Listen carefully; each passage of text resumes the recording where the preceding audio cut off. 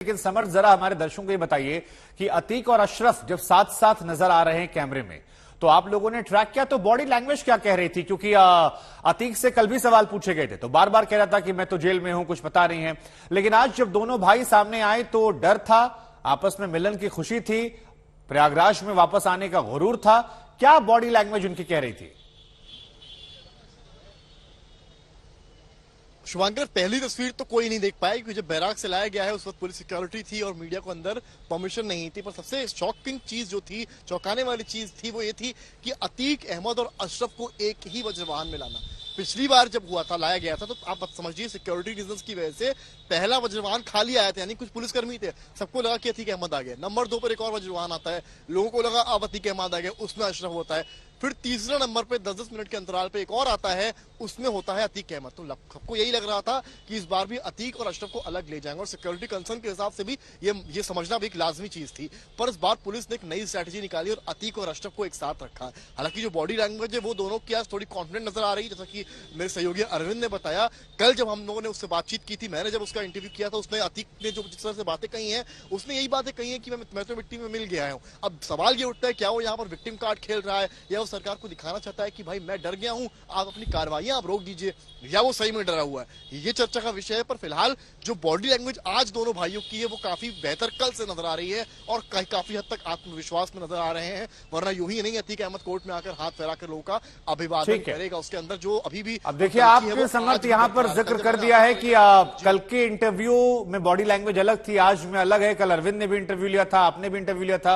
हम जरा एक बार दिखाते हैं दर्शकों को कि कल जब अतीक अहमद से आज तक ने बातचीत की तो उसके हाव भाव क्या थे, और आज का तो हम आपको लगातार दिखा ही रहे हैं।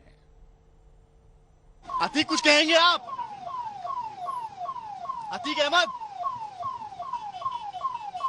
अतीक अहमद कौन सी जेल में रहना चाहते हैं आप?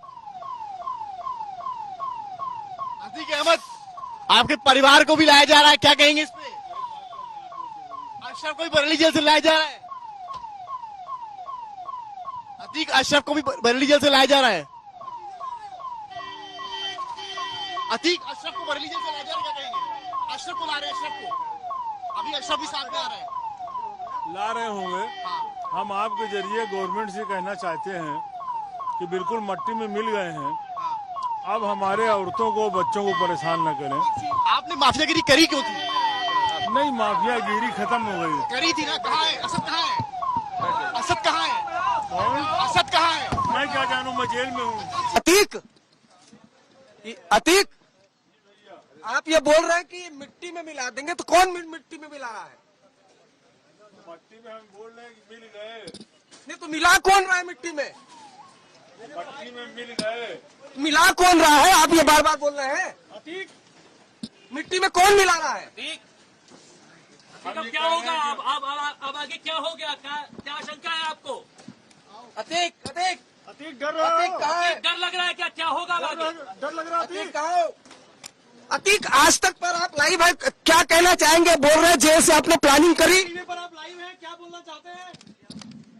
जेल से प्लानिंग करी अतीक? प्लानिंग में शामिल थे क्या?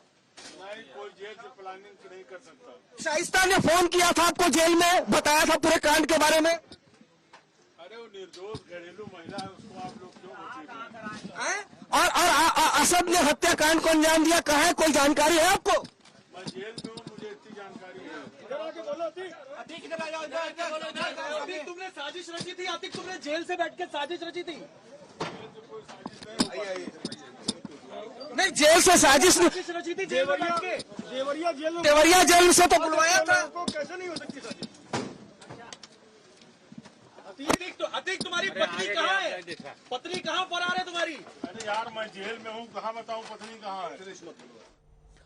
तो यहां पर अतीक अहमद को आप सुन रहे थे, ये कल की प्रतिक्रियाएं थी। लेकिन आज भी मेरे सहयोगी अरविंद ओझा ने इनसे बातचीत की है, हम आपको सुनवाते हैं अतीक के हाव भाव आज कितने बदले हुए नजर आ रहे हैं।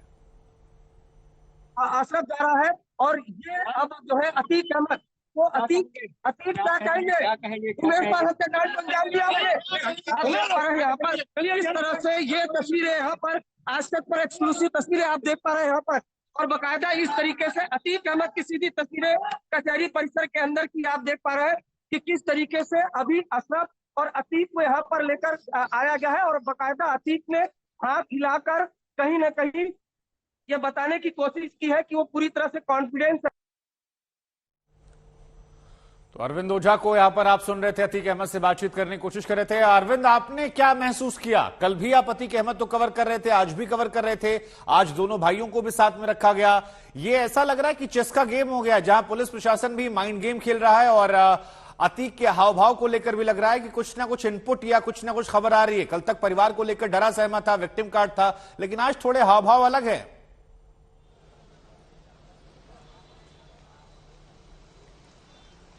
नहीं, यही माइंड गेम खेल कर तो दशकों तक उसने राज किया। वो एक गुंडा था प्रयागराज का, आपको बताऊं, लेकिन गुंडा और गुंडई के दम पर उसने पहले काफी प्रॉपर्टीज बनाई और उसके बाद वो विधायक और सांसद बना। तो माइंड गेम तो वो कल खेल ही रहा है। देखिए बाकायदा अगर आप उसके बयान बार बार सुने, चाहे हमारे सहयोगी समर्थ ने बातचीत की और चाहे मैंने बातचीत की, बाकायदा वो शब्दों का इस्तेमाल कर रहा है। शब्द का इस्तेमाल कर रहा है, मुझे तो मिट्टी में मिला दिया। आप समझिए, मिट्टी में मिला देंगे का बयान उत्तर प्रदेश के सीएम योगी आदित्यनाथ ने दिया था, तो कहीं न कहीं उस बयान को जस्टिफाई कर रहा है कि मुझे मिट्टी में मिला दिया, यानी अब हो गया, मुझे छोड़ दो।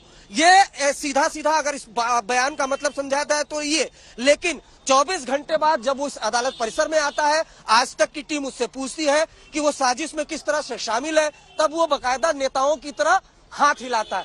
उसको ये समझ में आ रहा है कि वो प्रयागराज में मौजूद है, प्रयागराज उसका गढ़ है, यहीं पर उसका साम्राज्य चलता है, इसलिए वो अपने लोगों को कॉन्फिडेंस दिखाने की कोशिश कर रहा है। बेहद शातिर क्रिमिनल है और इसी माइंड के दम पर, इसी शातिर दिमाग के दम पर उसने जेल से भी अपना साम्राज्य चलाया। अब तो यूपी पुलिस का यह भी दावा है कि साबरमती जेल में बैठकर उसने प्रयागराज में उमेश पाल हत्याकांड की साजिश रची और इसी साजिश का खुलासा करने के लिए साबरमती जेल से उसको लाया गया है, अदालत में पेश किया गया है। यूपी पुलिस ने 14 दिन की रिमांड मांगी है। अब ये देखना होगा कि कितने दिन की रिमांड मिलती है अशरफ और अतीक को, लेकिन अदालत में गहमा गहमी जब अतीक को लाया गया, अशरफ को लाया गया, तभी से है।